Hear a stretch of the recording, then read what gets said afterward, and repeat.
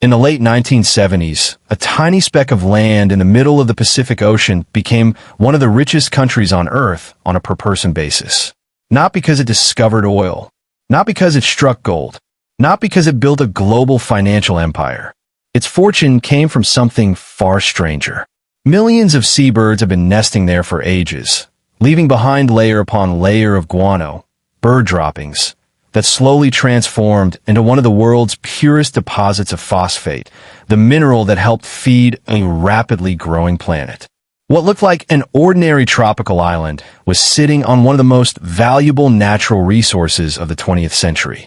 Within a single generation, the people of this island went from a simple subsistence lifestyle to living with free healthcare, free education, government-funded housing, and no income tax. For a brief moment, it seemed as though they had solved the problem every nation dreams about. Then almost everything collapsed. The fortune disappeared. The land itself was left scarred beyond recognition. And one of the wealthiest nations on Earth found itself searching for almost any source of income just to keep its government running. This is the story of Nauru. And if you've never heard of it, don't feel bad. Most people haven't. Yet economists, historians, and investors quietly study Nauru because it may be the clearest real-world example of what happens when extraordinary wealth arrives faster than the institutions and habits needed to protect it. Before we continue, if you enjoy real financial stories that history quietly forgot, take a second to like this video. It genuinely helps the channel. And if you're new to Money Elevate, subscribe and turn on notifications because by the end of this story, you'll never think about sudden wealth the same way again. Now, picture an island so small that you could walk around its entire coastline in just a few hours. Only 8 square miles. No rivers. Very little fertile farmland. No towering cities. No factories. For centuries, the people of Nauru survived by fishing the surrounding ocean, harvesting coconuts, and growing whatever the thin coastal soil allowed. From the surface, nothing suggested this tiny coral island would one day become one of the richest places on Earth. But beneath their feet, nature had been quietly building an unimaginable fortune. For millions of years, Nauru served as a nesting ground for enormous colonies of seabirds. Generation after generation, their guano accumulated on top of the island's ancient coral foundation. Over immense stretches of time, chemistry transformed those deposits into exceptionally rich phosphate rock, a fertilizer that would become essential to modern agriculture as populations exploded around the world. Ironically, the people living above this treasure had no idea how valuable it really was. Then, in 1900, everything changed. According to the most widely repeated account, a prospector named Albert Ellis noticed an unusually heavy rock that was reportedly being used as a simple doorstop. Curious, he tested it. It was nearly pure phosphate. That single discovery transformed Nauru overnight, from an isolated Pacific island into one of the world's most coveted strategic resources. But here's the part many people never learn. The people of Nauru didn't suddenly become rich. Not yet, because although the treasure belonged to the island, control of that treasure did not. Germany, which had annexed Nauru in the late 19th century, granted mining rights to foreign companies that quickly began extracting phosphate for overseas markets. After World War I, control passed to Britain, Australia, and New Zealand through the British Phosphate Commissioners, an organization created specifically to manage and export Nauru's phosphate. Year after year, ships carried away millions of dollars worth of wealth, while the island's people received only a small share of the profits. Imagine standing in your own backyard, watching someone remove the ground beneath your feet, load it onto cargo ships, and sell it across the world, while you receive only a fraction of what it was worth. That wasn't just Nauru's reality. It was their everyday life for decades. Then, after years of political struggle, everything changed. On January 31st, 1968, Nauru finally became an independent nation. But political independence wasn't enough. The country's greatest asset was still controlled by someone else. So the new government made an extraordinary decision. Instead of accepting the old system, Nauru negotiated to buy back the phosphate operations. In 1967, it purchased the assets of the British Phosphate Commissioners, and by 1970, control officially passed to the locally owned Nauru Phosphate Corporation. For the first time in modern history, the wealth beneath Nauru belonged to the people of Nauru themselves. And that's when the money truly began to pour in. And once the money started flowing, it didn't just change Nauru. It changed almost every aspect of life on the island. Throughout the 1970s and into the early 1980s, phosphate exports generated extraordinary wealth for a nation of only around 7,000 to 8,000 people. For a brief period, Nauru's income per person ranked among the highest in the world, drawing comparisons with wealthy oil-producing nations. What had once been one of the Pacific's most isolated islands suddenly found itself awash in cash. For ordinary Nauruans, life transformed almost overnight. Healthcare was free. Education was free. The government heavily subsidized housing. There was no personal income tax. Essential services were funded almost entirely by phosphate revenue, while many physically demanding jobs were filled by workers brought in from neighboring Pacific islands in Asia. The economy no longer depended on what citizens could produce. It depended on what the island could extract. Imagine your grandparents growing up catching fish just to feed the family. And only a generation later, your government is paying for your home, your children's education, and your medical care. That isn't gradual prosperity. That's an economic shock unlike almost anything most countries have ever experienced. From the outside, Nauru looked like the perfect success story. A tiny nation, no national debt worth worrying about, a resource the entire world needed, and more money than it seemed possible to spend. But beneath that success, a dangerous clock had already started ticking. Because phosphate wasn't a renewable resource. Every ship that left the island carried away something that would never come back. Nauru's leaders understood this better than anyone. They knew the richest deposits would eventually run out. And to their credit, they came up with what appeared to be a brilliant solution. In 1968, they established what became known as the Nauru Phosphate Royalties Trust, a sovereign wealth fund designed to invest mining profits around the world. The idea was remarkably forward-thinking. Instead of relying on phosphate forever, today's mining income would become tomorrow's investment income, allowing future generations to enjoy prosperity long after the last ton of phosphate had been exported. On paper, it was exactly the right strategy. In fact, decades before sovereign wealth funds became famous in places like Norway or the United Arab Emirates, tiny Nauru was already attempting something very similar. But having a good financial plan is very different from executing one. As phosphate revenues surged, the trust fund expanded at an astonishing pace. At its peak, its reported value exceeded $1 billion Australian dollars, an extraordinary figure for a country with fewer than 10,000 citizens. On paper, every man, woman, and child appeared to be backed by a fortune that could last for generations. The problem wasn't a lack of money. The problem was what success did to people's psychology. Behavioral economists call it present bias, our tendency to place greater value on immediate rewards while discounting future risks. When wealth arrives slowly, people usually learn discipline because every dollar requires effort. But when wealth arrives suddenly, the human brain begins treating abundance as permanent. It's one of the oldest cognitive traps in history, and nations are no more immune to it than individuals. Gradually, the trust fund began investing in an extraordinary collection of overseas assets. Luxury hotels, office buildings, commercial real estate, resorts, airlines, shipping ventures. Investments stretched from Australia to Hawaii, from Fiji to London, all built on the belief that phosphate money would continue flowing indefinitely. Some investments generated respectable returns. Many did not. Then came one decision that would become almost legendary among economists studying financial mismanagement. The trust invested millions in a lavish London stage production called Leonardo the Musical, A Portrait of Love. It was supposed to become an international hit. Instead, it closed after only a handful of performances. Millions of dollars disappeared almost overnight. It sounds almost unbelievable. But that musical has become one of the most famous symbols of how extraordinary wealth can encourage extraordinarily poor decisions.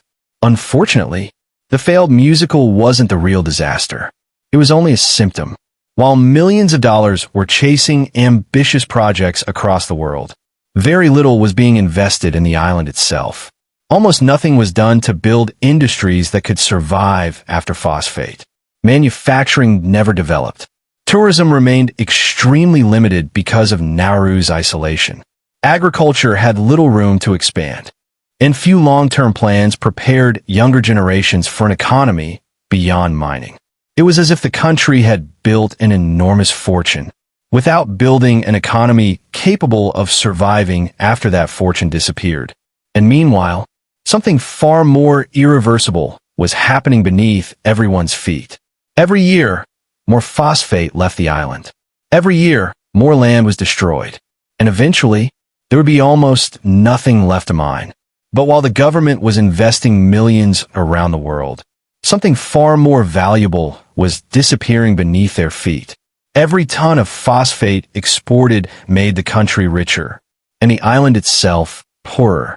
Year after year, giant mining equipment carved deeper into Nauru's interior, stripping away the fertile surface that had supported life for centuries. Eventually, nearly 80% of the island's land was left covered in towering limestone pinnacles, sharp, jagged rock formations where forests once stood. Imagine selling the bricks from your own house to become rich, only to realize one day, there's no house left to live in. That was the true price of Nauru's fortune. The wealth looked permanent. The resource never was. Then came the moment everyone had known was inevitable, but almost no one had truly prepared for. By the late 1980s and into the 1990s, the richest phosphate deposits were running out. Production fell. Government revenue shrank. The flow of easy money that had financed nearly every public service slowed to a trickle. Normally, this is the moment when a country's long-term investments step in. That was exactly what the trust fund had been created for. But when officials looked at the fund that was supposed to secure Nauru's future, they found something very different. Many of its overseas investments had lost enormous amounts of money. Some properties generated little or no return. Others had become financial burdens. Years of expensive projects, poor investment decisions, weak oversight, and continued government spending had gradually hollowed out the fund that was meant to protect future generations. The safety net was no longer there, and when the resource disappeared, the illusion disappeared with it. Almost overnight, the country was forced to confront a reality it had postponed for decades. Public finances came under severe pressure. Government services that had once seemed guaranteed became increasingly difficult to fund. The economy had relied so heavily on phosphate that there were few alternative industries capable of replacing it. The island had spent decades exporting one resource without building another economy. Desperate for new sources of revenue, Nauru began experimenting with solutions that would later make international headlines. One of the most controversial was offshore banking. During the late 1990s and early 2000s, Nauru licensed hundreds of offshore banks with minimal oversight. At one point, many of these institutions existed only on paper with no real physical operations on the island. The country's financial system became attractive to criminals seeking secrecy rather than legitimate investors seeking stability. The international community responded quickly. In 2000, the Financial Action Task Force, FATF, placed Nauru on its list of non-cooperative jurisdictions in the fight against money laundering. Investigators cited serious weaknesses in the country's financial regulations, including the existence of hundreds of shell banks operating with little effective supervision. The pressure was immense. Facing growing international isolation, Nauru dismantled its offshore banking system, revoked shell bank licenses, introduced anti-money laundering laws, and over the following years implemented major reforms. Those efforts eventually led to its removal from the FATF list in 2005, marking a significant turnaround in its financial regulation. But fixing the banking system didn't solve the government's biggest problem. it still needed money. And once again, Nauru found itself depending on something outside its own control. In the early 2000s, Australia established an offshore processing center on Nauru as part of its immigration policy. In return, Australia provided substantial financial assistance, infrastructure funding, employment opportunities, and ongoing government support. For Nauru, the arrangement became one of the country's largest sources of income after phosphate. For critics, however, it also sparked years of international debate over the treatment of asylum seekers and the ethics of offshore detention. Think about that transformation. A nation that had once symbolized unimaginable natural wealth was now relying on foreign agreements simply to stabilize its economy. That's not just an economic downturn. It's one of the most dramatic examples in modern history of how quickly extraordinary wealth can disappear when a country mistakes temporary income for permanent prosperity. And yet, the financial collapse wasn't the only consequence. In many ways, the deepest scars weren't economic at all. They were human. But perhaps the greatest damage wasn't measured in dollars or in destroyed land. It was measured in people. During the years of extraordinary wealth, daily life on Nauru changed at breathtaking speed. For generations, families had depended on fishing, coconuts, and locally grown food. Then suddenly, imported processed food became cheaper, easier, and everywhere. There was less physical work, more imported cars, more convenience, less movement. Within a single generation, lifestyles changed faster than the human body could adapt. The consequences were devastating. By the early 2000s, Nauru had one of the highest obesity rates in the world. At different points, international health organizations also recorded some of the world's highest rates of type 2 diabetes among adults. It became a tragic reminder that prosperity, when it arrives without balance, can reshape not only an economy, but the health of an entire nation. And that's what makes Nauru so fascinating. This isn't just the story of one island. It's the story of human nature. Economists have a name for what happened here: the resource curse. It's a paradox that has appeared again and again throughout modern history. Countries blessed with valuable natural resources often struggle to build strong, diversified economies because easy money can reduce the urgency to invest in education, innovation, manufacturing, and long-term planning. History offers striking examples. Oil in Venezuela, diamonds in Sierra Leone, copper in Zambia. Natural wealth created enormous opportunities, but in many cases, it also exposed governments to corruption, economic dependence, and financial instability. Nauru simply experienced the same lesson, compressed into a few decades on an island small enough to walk across in an afternoon. And here's where the story becomes personal, because you don't need to own a country to make the same mistake. Think about lottery winners, professional athletes signing their first multi-million-dollar contracts, celebrities who become wealthy overnight, or someone who receives a large inheritance they never expected. Different lives, different amounts of money, but often the same psychological pattern. When wealth arrives faster than financial habits, spending usually grows faster than wisdom. Research in behavioral economics consistently shows that sudden financial windfalls don't automatically create long-term financial security. Without planning, diversified income, and disciplined decision-making, even extraordinary fortunes can disappear far more quickly than they were created. That's the real lesson Nauru leaves behind. The danger was never wealth itself. Wealth is a tool. The danger is believing today's income will last forever. Because markets change, resources run out, industries disappear, and fortunes can vanish much faster than they were built. We open this video with a mystery. How could one of the richest countries on Earth end up fighting simply to replace the income it once took for granted? Now you know the answer. It wasn't just phosphate. It wasn't just politics. And it wasn't just bad investments. It was the timeless illusion that extraordinary success would continue indefinitely. Nauru's story may be unique in its scale, but the psychology behind it is something every one of us faces. Whether we're managing a family budget, building a business, investing for retirement, or simply earning a little more than we did last year, The temptation is always the same. To believe that today's prosperity guarantees tomorrow's security. History says otherwise. Today, the limestone pinnacles still stand across much of Nauru's interior. Silent, jagged, a landscape permanently reshaped by decades of extraction. They are more than geological formations. They are a monument to one of the greatest financial lessons of the modern era. A reminder that true wealth isn't measured by how much money flows in. It's measured by how well you're prepared for the day it stops. If this story changed the way you think about money, leave a comment and tell us the biggest lesson you learned. And if you know someone who believes success can never disappear, share this video with them. Because sometimes, the most valuable investment you'll ever make is learning from someone else's mistake. This is Money Elevate, where we don't just study money. We study the decisions that build it and the mistakes that destroy it. I'll see you in the next one.